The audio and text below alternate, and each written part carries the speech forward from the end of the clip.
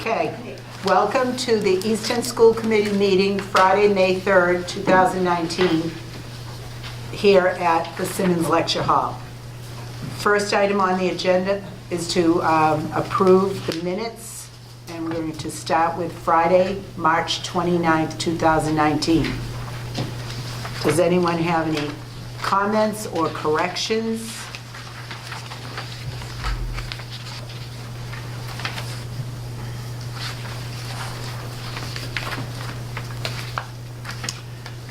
Seeing none, do I have a motion to accept? So moved.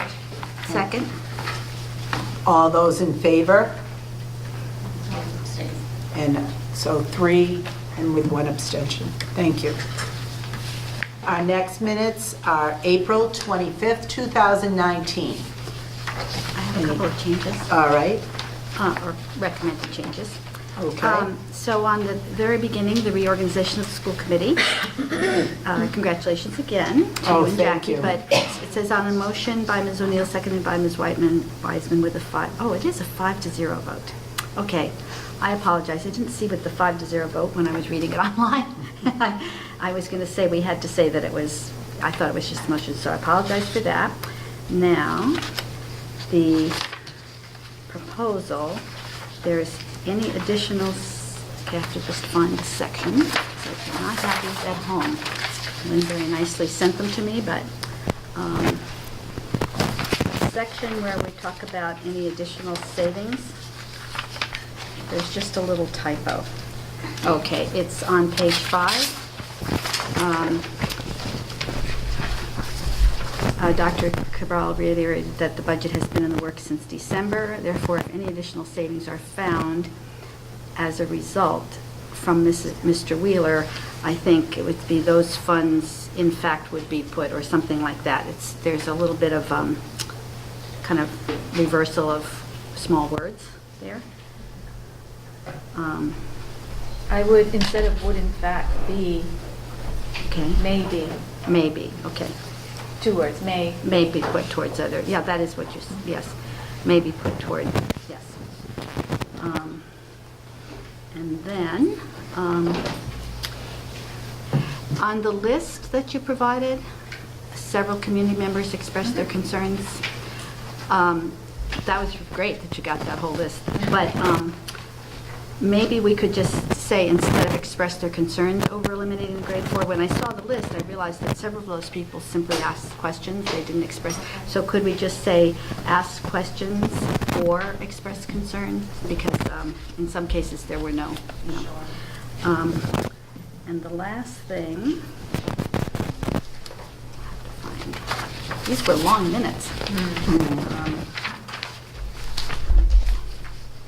Under school committee notes.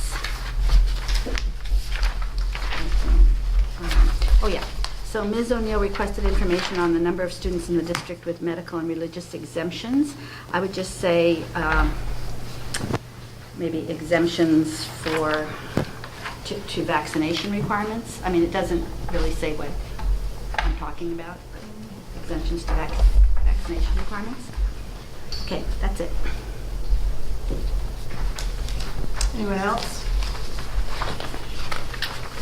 Okay, do I have a motion to accept these minutes with corrections? So moved. All those in favor? Okay, thank you. And executive session, March 29th, 2019. Anything we can talk about? That you want to talk about? I'm going to make a motion that these will be approved but not released. Second. All those in favor? Okay, thank you. Schedule of payments is going around. At this point, I'm going to make a motion to move item number 3 to our next meeting, the FY19 quarterly budget review. Do I have a second for that? Second. All those in favor? Okay. Just kind of a not ready to do issue. All right, number 4, budget discussion. Dr. Cabral. Thanks. So the school committee and the the Board of Selectmen and the Finance Committee have voted on the bottom line figure of the budget. As every year, now we work within that budget. So we are constantly making adjustments based on the needs of students, and we will do that, which is why even in a budget presentation, it's difficult to list or itemize, because depending what happens with buildings or students or what have you, things can change within a year, just like in the household budget. In terms of the most recent cuts that were made and the prior cuts, we're of course still working on those. So as late as right before this meeting, actually, I was sending emails with some ideas. And so we're continuing to work really hard on all of that. And as soon as we have any information, we will definitely let people know. We don't have any yet because we're still vetting out different options. But we will definitely let people know as soon as we know what's happening or if we're able to make adjustments. But as I said, the budget, depending on what happens every day, could potentially change all through next year even.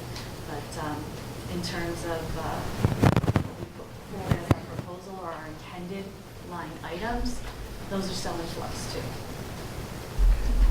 Anybody have any additions to that? Okay, thank you.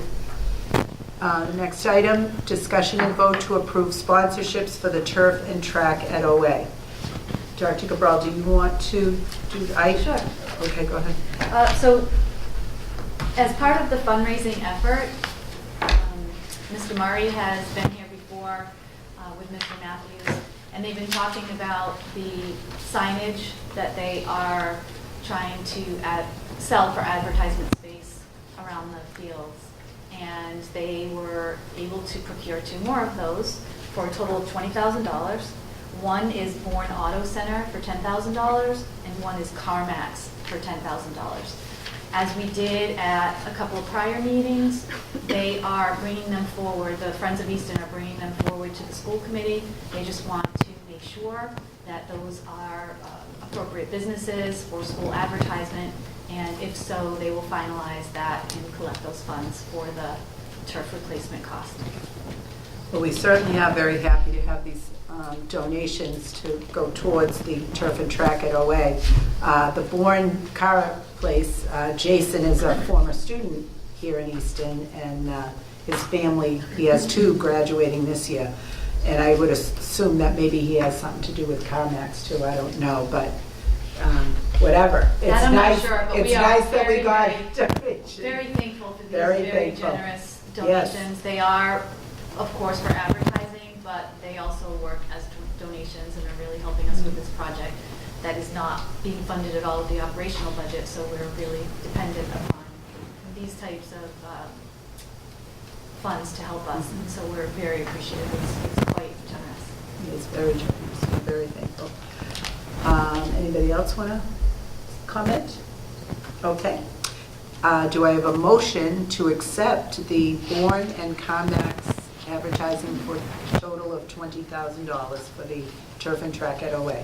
Do I have a second? Second. All right, all those in favor? Okay, thank you. Next up is retirement. Dr. Cabral? So Jean Bartlett is a paraprofessional at Richardson Olmsted, and she's retired. She has submitted her letter for anticipated retirement on June 21st. She's been with Easton Public Schools for a total of 25 years. She started as a lunch and playground aide at Parkview Elementary School, where she was appointed to the position, until she was appointed to the position as a paraprofessional at the Richardson School. And now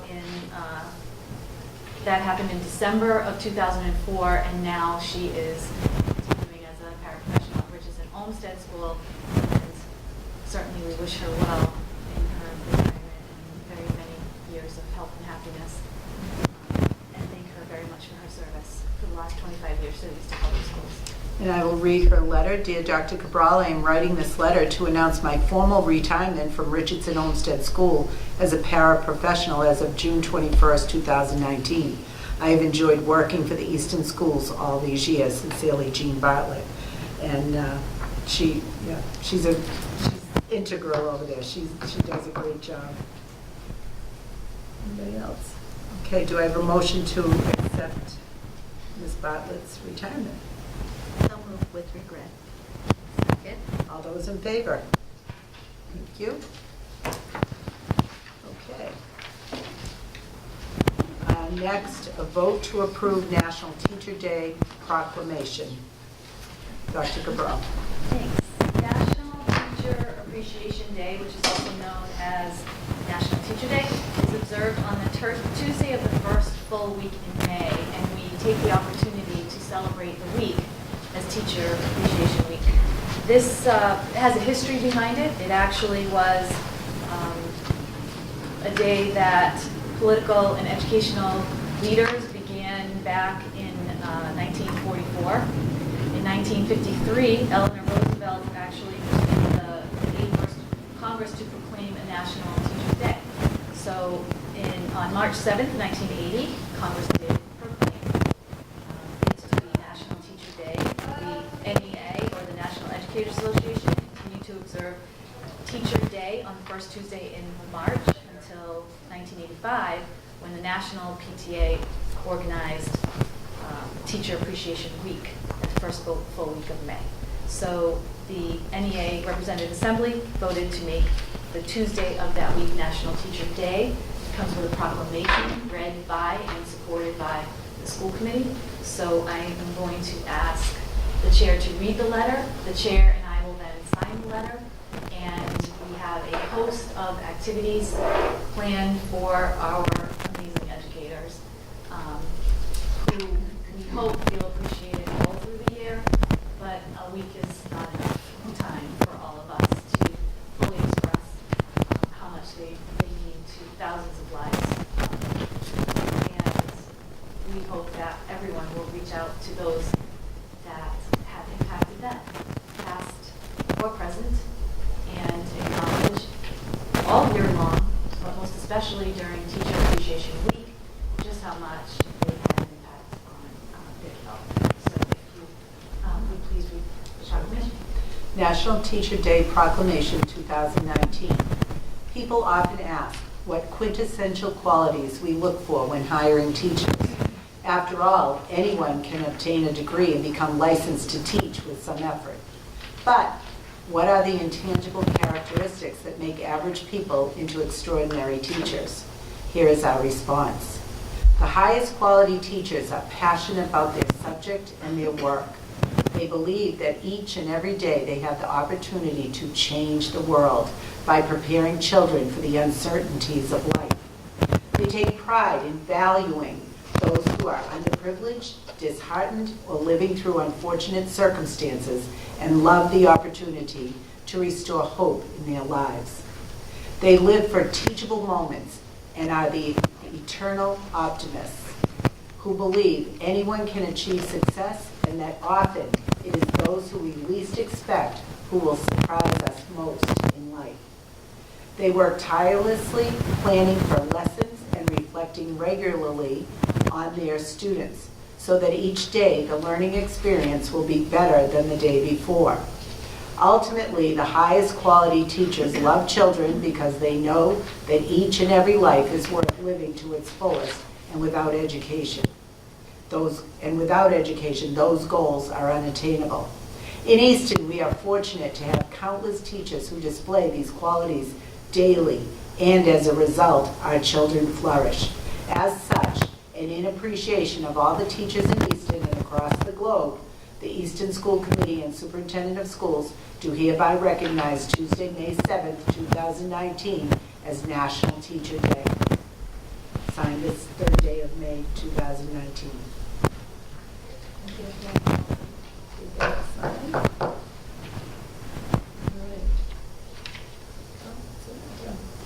That's, and teachers do enjoy National Teacher Day, and that, and it's, you know, it's another day in the classroom that's what they do, but it's special, so it's fun. Does anybody want to make any comments? Anything to say? Okay.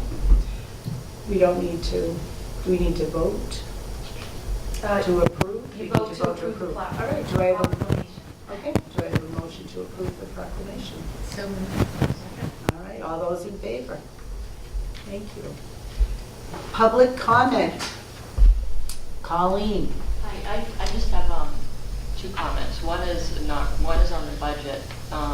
So I know we've approved the number for what is going to be spent.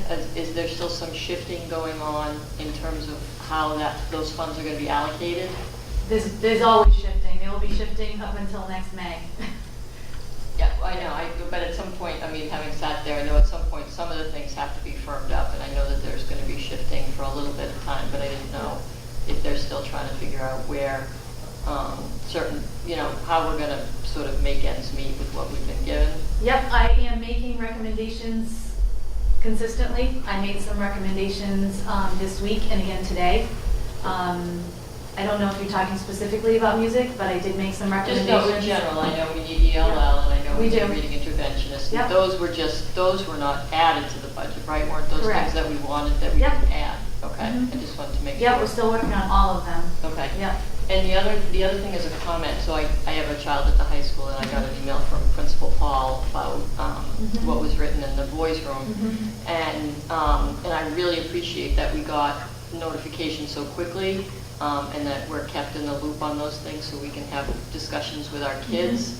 My only constructive feedback was I wish they wouldn't call stuff like that graffiti, because I don't think that's graffiti. In my mind, graffiti is, art that somebody paints under a bridge. It's not, what we've seen at the high school with this particular symbol, and what was written a couple of, months ago, using a racial slur. Again, I really appreciate Principal Paul letting us know, because when my two older kids were here, we might not have known as quickly as we did. But I would just suggest that perhaps the use of the word graffiti maybe minimizes the impact of this symbol that was found in the boys' room. So that's just some constructive feedback on my part. Thank you. So. Yes, Mrs. Martin. I do have a budget question, and I'm not expecting an answer now, but at some point maybe.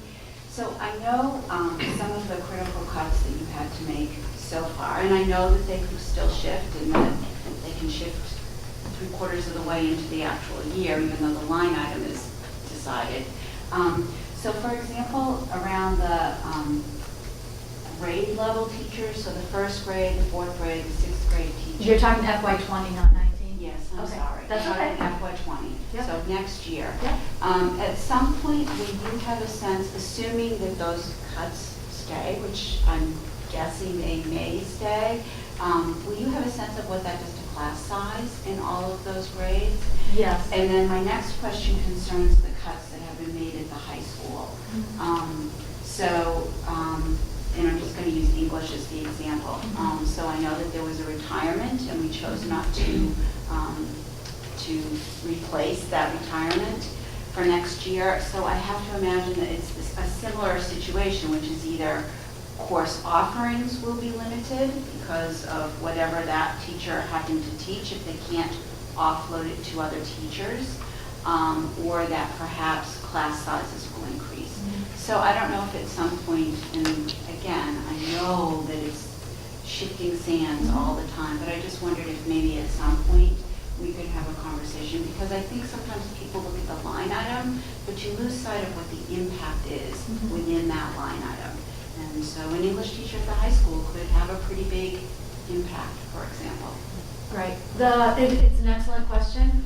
So what we do is we don't always, so when you have a retirement, you don't automatically, you just don't fill it.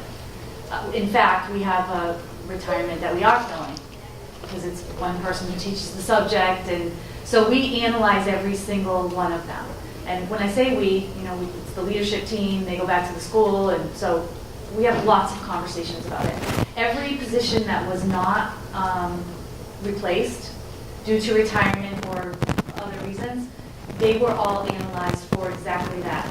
What is the plan? How are we going to, and it depends on the level, right? Because at the high school, it could be offerings or class sizes or both. At the lower levels, it's typically class sizes and not offerings because they're self-contained classrooms and that kind of thing.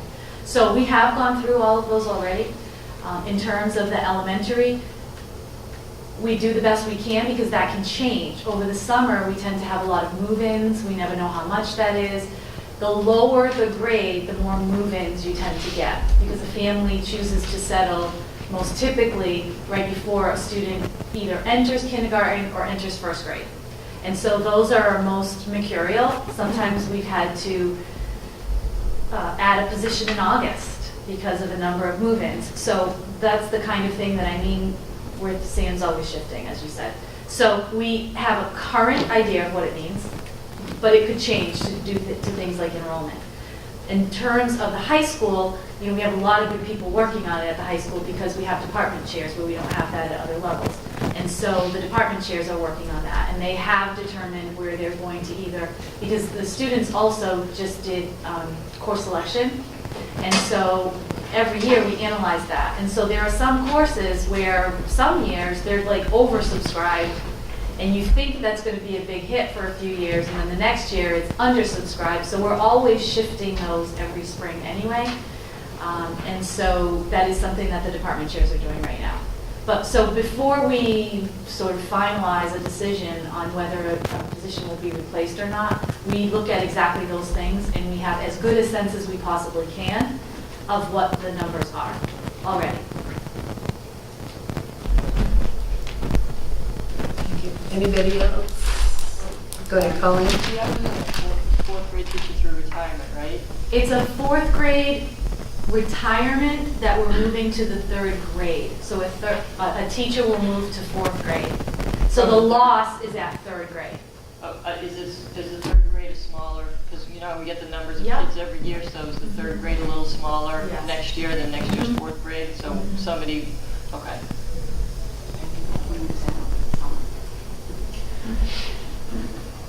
Yeah, it's always the grades of a new school too. Like third grade. Sometimes we have movers in third grade because it's a change to a new school, and you can imagine that's a transition time that parents sometimes choose for their children. So, yeah, those are the grades we always look at. Does anyone else want to ask a question? Have a comment? Okay, thank you. Thank you, everybody. Superintendent notes. No, thank you.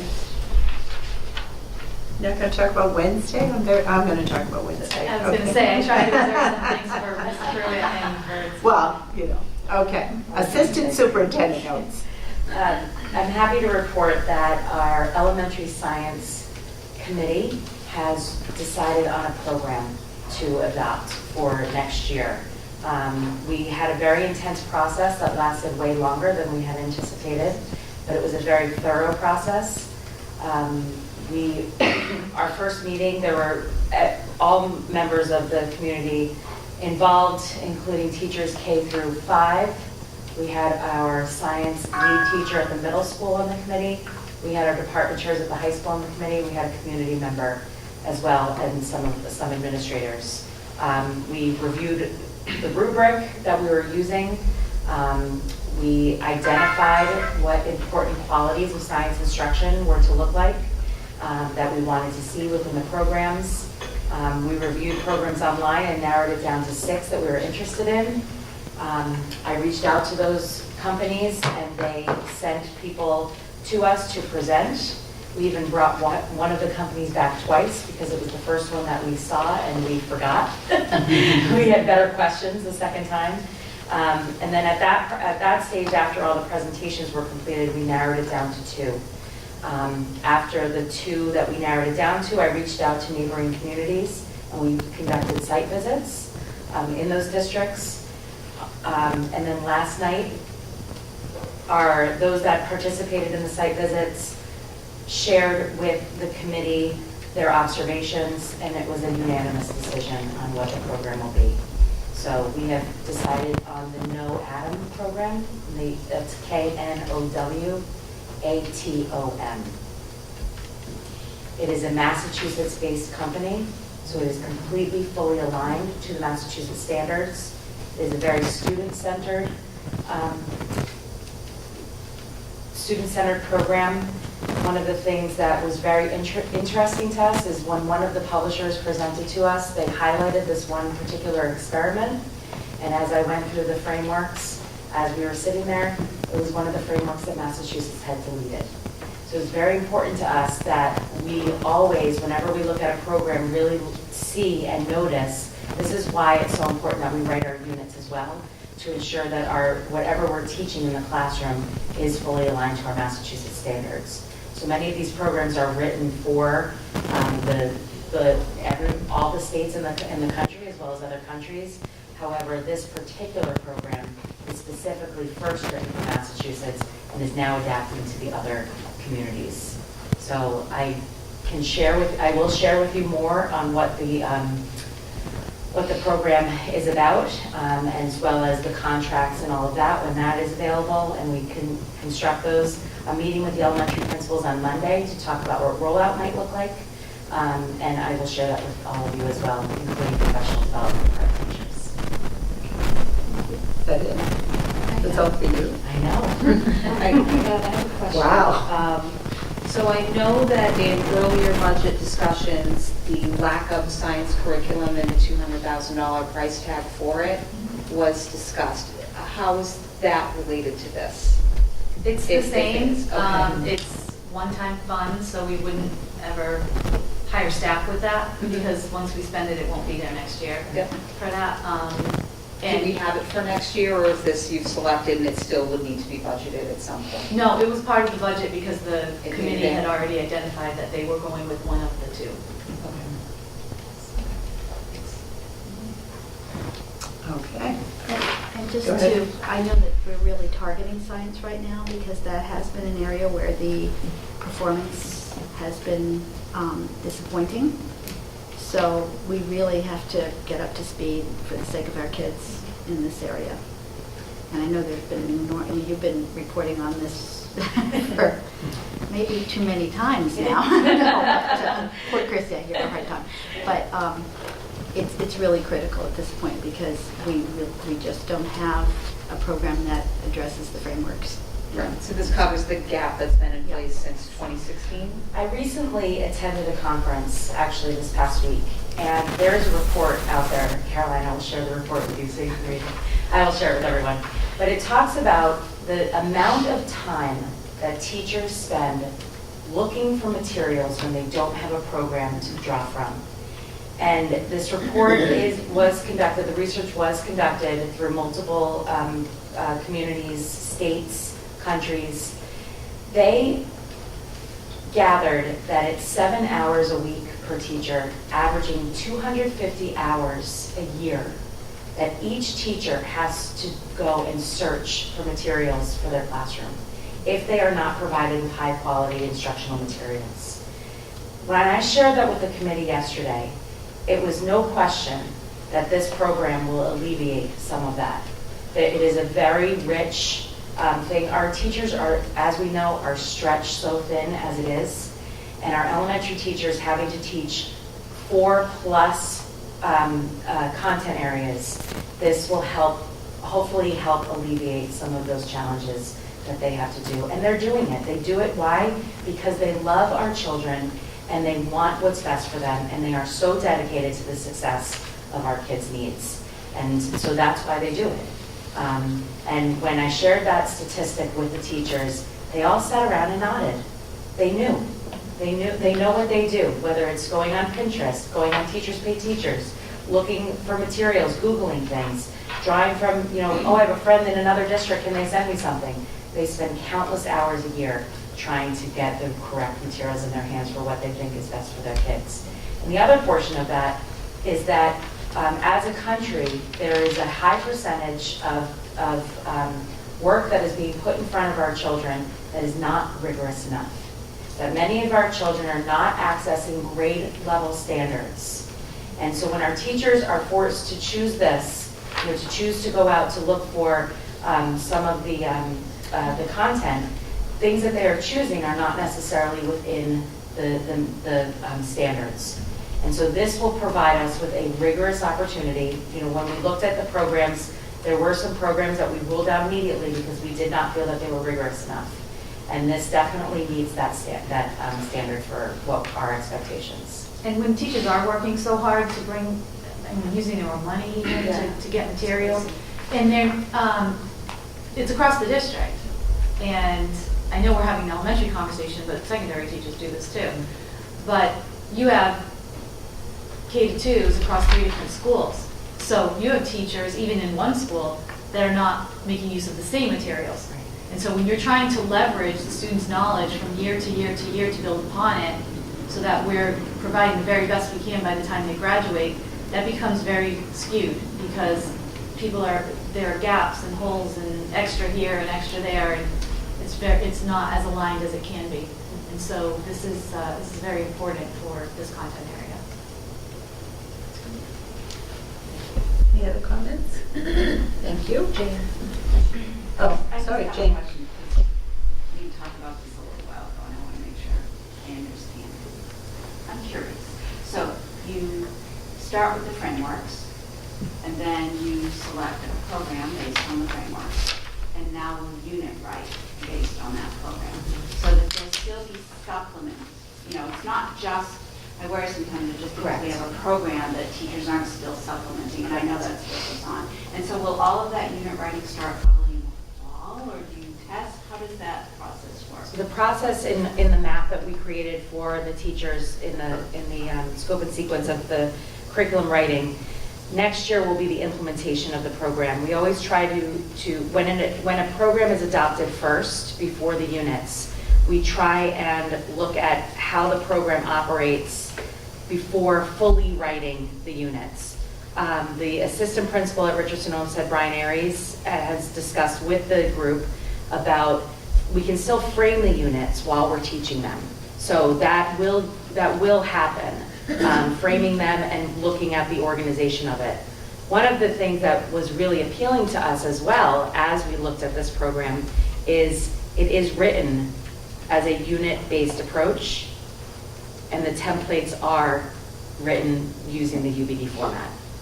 And so it's very aligned to what we are doing. Now, one of the key things to remember is that our teachers have such a wide range of experiences and so much knowledge from the other teaching experiences that they've had within science.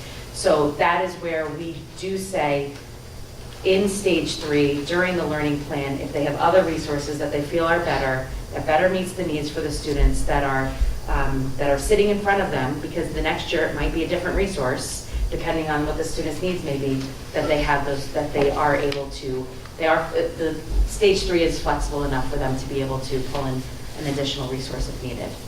And you always have to have multiple tools in your toolbox. Right. Because you can use the first 3 that have worked forever, and there's still a need. And as teachers, we can never say, well, I taught it, so you learned it. And that's not the case. We have to make sure that they understand what we're doing. So sometimes we have to take the back road, the side road, right, the underneath road, do it 10 different ways. So we really draw upon the collective wisdom of our colleagues to have many tools in that toolbox. And what they're doing, the way they're organizing everything, they will be able to share all this information with one another to augment whatever they might be using from the base program. The other thing is that the teaching of the NOADM is very similar to, it has a similar philosophy to our math program that we're using in the elementary schools, Bridges. So it's, they complement each other. Okay. Any other questions? Okay, thank you. All right, school committee notes. Who wants to start? Really? Come on. Okay. Well, we Caroline? should talk about the teacher signing that we just attended. Go ahead. But I think you should talk about it because you're All right. actually one of the people in I- the picture because you're an educator. I will talk about it. So right before this meeting, here at Oliver Ames, they had the first future teacher signing day ceremony. So you're probably well aware that when an athlete decides to sign with a college somewhere, they have a big thing, big table, families there, you know, the coaches, the principal, whomever. So today, 2 future educators were recognized, Jackson Stanley and Kayla Raleigh, and Kayla's here. There was a proclamation, and they signed that they were going to their respective schools, and Dr. Cabral signed, and we took a picture, and it's just very exciting. So as a former teacher, but always a teacher, I think. But, when I went to Bridgewater State College back in 1972, I think there were 30 of us from Easton that went to be teachers, and I want to say that 3 of us came out to be teachers. But at that time, in 1972, girls were either nurses or teachers. Now, they're engineers, scientists, doctors, it's just a whole different ballgame, and it's so exciting that people still want to go into teaching. So congratulations, we're so happy for you. But it was a very nice ceremony, so. And it's nice. Maybe we should have done it on Tuesday when it's National Teacher Day, but that's all right. It's leading up to National Teacher Day, so it was very good. So congratulations. Did anybody else want to say anything about that? No? Okay. Something else. Hmm? I wanted to add something else. Go ahead. I just wanted to say that PFC Ride was this past weekend. Despite the weather, there was a really good showing, and the kids seemed to have fun, and it was very well organized, as always. And thank you to all the volunteers that came out to help with that. It was a very fun event. Awesome. All right. Tonight there is an art show at the All Rains Cafeteria from 6 or 6:30 tonight, and it's all the art kids have their stuff on display, so if you have time. I can make the meeting go until that time. But we're not going to do that. Dr. Cabral and I attended Day on the Hill Wednesday.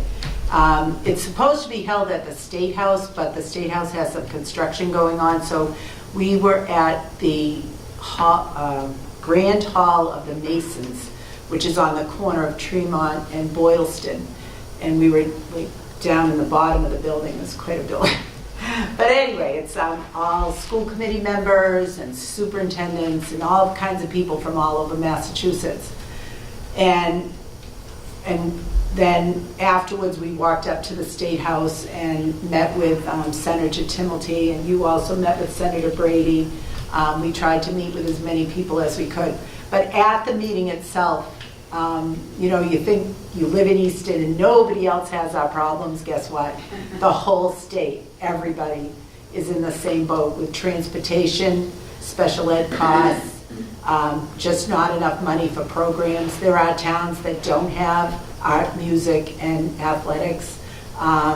It was very, not eye-opening, but there's a lot of things that are mandated by the state that every town has to do, but they don't. They used to fund it, and then they stopped, and so now it's put upon the town because it is a state mandate that you have to do certain things.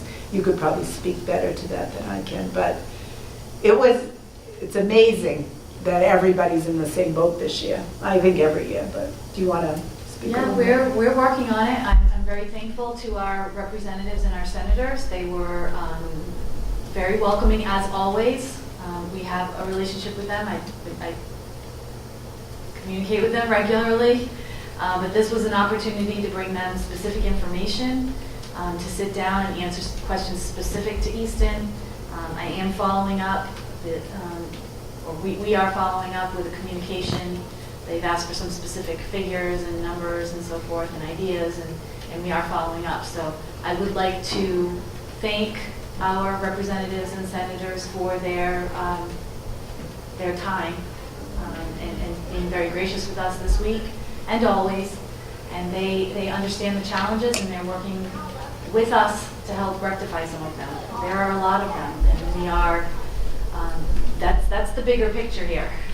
And that's what we're trying to work on, is the talent revenue, but also what we receive from the state in support.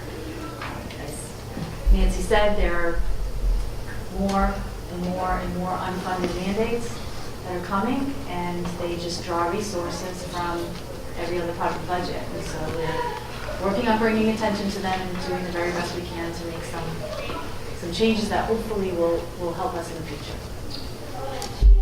So that was a good day. And then I personally just want to say, like, last Thursday and this past Monday night, I wasn't able to go to the Finance Committee on Wednesday. But, was that Wednesday or Thursday? Wednesday. But all of the people that came and either asked questions or made comments, and especially some of those kids Monday night at the select board meeting, my goodness. So that, we're trying our best. And after about a week of not sleeping, I feel a little bit better after going to the State House that people are trying.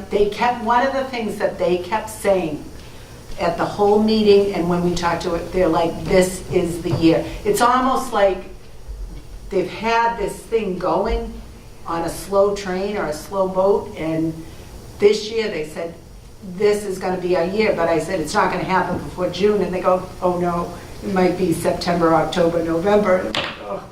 When you say this is our year, you're hoping right now. So everybody, we're all in the same boat, and we do appreciate everybody, helping us too.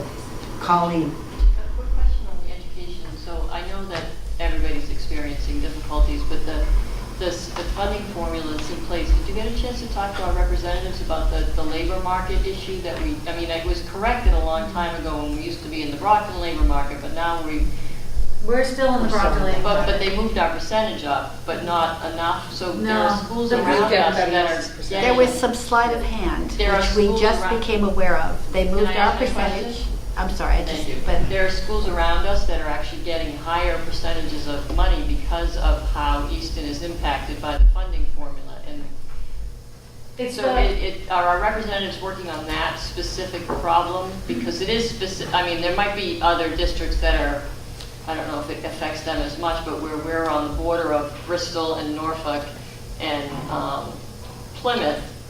We're kind of getting the short end of the stick there.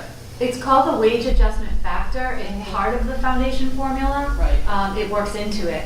It's not something that is likely to change. It's not geographically based. It is based on wage earned. So the average wage earned in Easton is the mid 45,000s.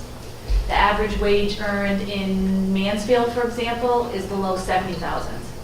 So the way the formula is right now, and you're right, it was changed several years ago. It was changed so that everyone received a minimum of 100%. However, if the minimum wage earned, not per capita income, wage earned, so employees in the town, if the minimum wage earned is over, it's in the 60s, 65,000 rings a bell, 66, something like that. If it's over that, you receive an adjustment. So Mansfield, for example, since they're over that, they receive 105% per student.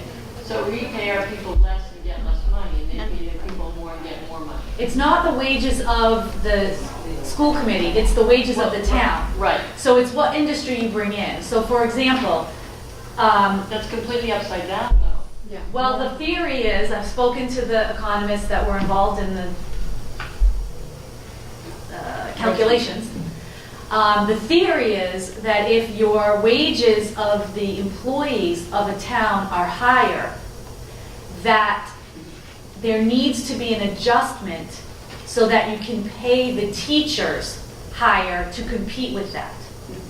Obviously, we're not receiving that, but we can't pay our teachers less than our neighboring communities or we will not have teachers. So that is the theory, and that's why it's set up that way. So a Mansfield, for example, is in the Boston-Newton labor market, and we are in the Brockton-Bridgewater labor market. It has nothing to do with geography.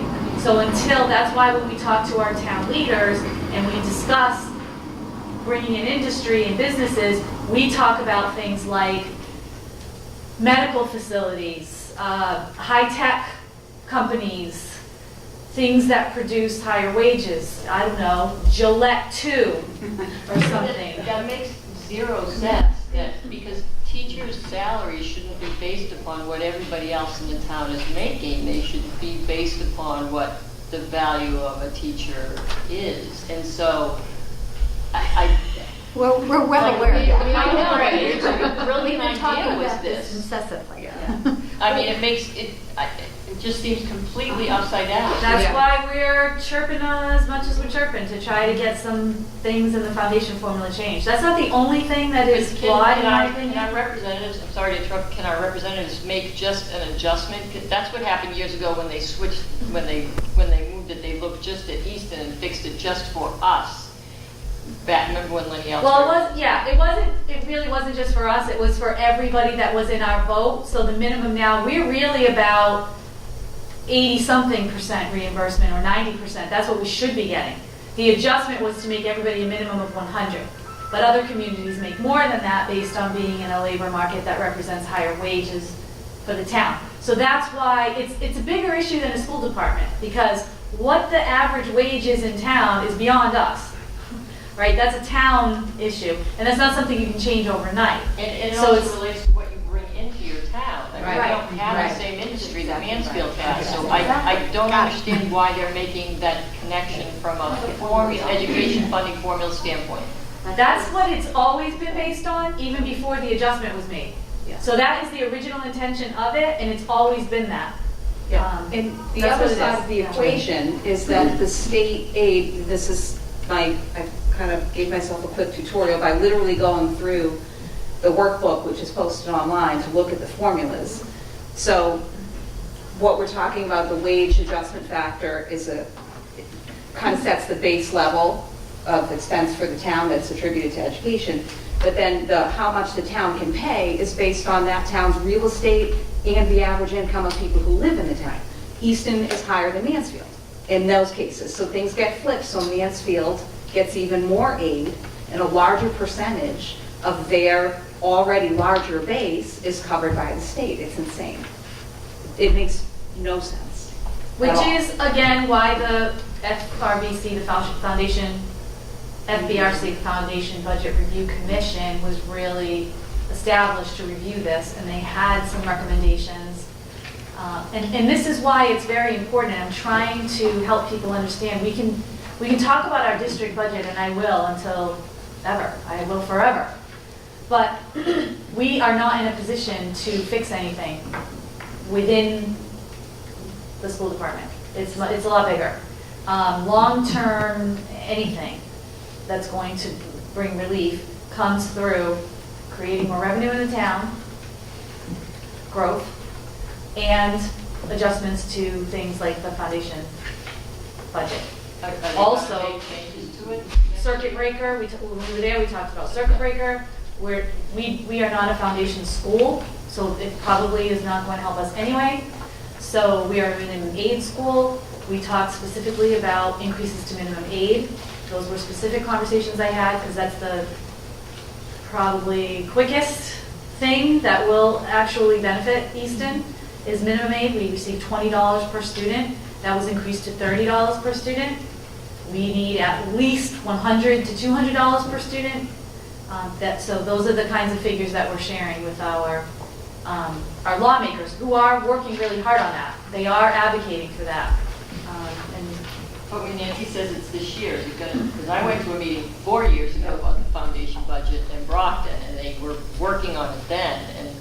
oh, we've been So- working on this for a long No, time. I'm talking about they Yeah. were doing like a Yeah. road show going on. Yeah, with we've been working on this for a districts. long time. So- They're I hopeful. know, that's what I said. They're hopeful it's this year. They're- But They can't it's say not that's the guaranteed, of thing. course not. This is And the year for us is a school year. Right. Year for them is a calendar year, so already that's different. But they are working very hard on it. I mean, I've been to the hearings, I've gone to the meetings, I've been following this. I said often to my husband, I'm so sorry that I got my doctorate in curriculum instruction. I was totally wrong. I should have gotten a political science and a law degree.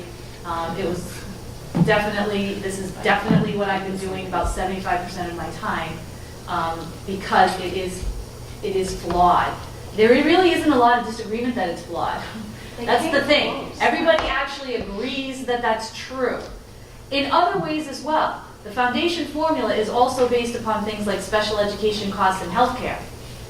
Those have gone through the roof. So the numbers that originally were assigned to that are not even close to being relevant anymore. And so we are having to bear the rest of it. So it's completely flawed. The question right now between the three different bills that are being proposed is which one, or it's probably going to end up being a combination of them, really, that's how the process works. But will it be beneficial? It may not actually be very beneficial to Easton, depending on the final iteration. Other things, like fully funding the circuit breaker, making transportation part of the circuit breaker reimbursement, the minimum aid being increased, those are the kinds of things that we're also really advocating for, because those will have an impact on the funding we receive in Easton, for sure. Thank you for your question. Does anyone else want to say anything? Okay. At this time, the committee is going to go into executive session, and in my opinion, discussing this item in, what? I forgot my words. In open session would be detrimental to the bargaining of the school committee. And we will not return to open session. I need my paper. I need to pull, second, and then I need to pull the committee. O'Neill, yes. DeLuca, yes. Wiseman, yes. Star, yes. Thank you.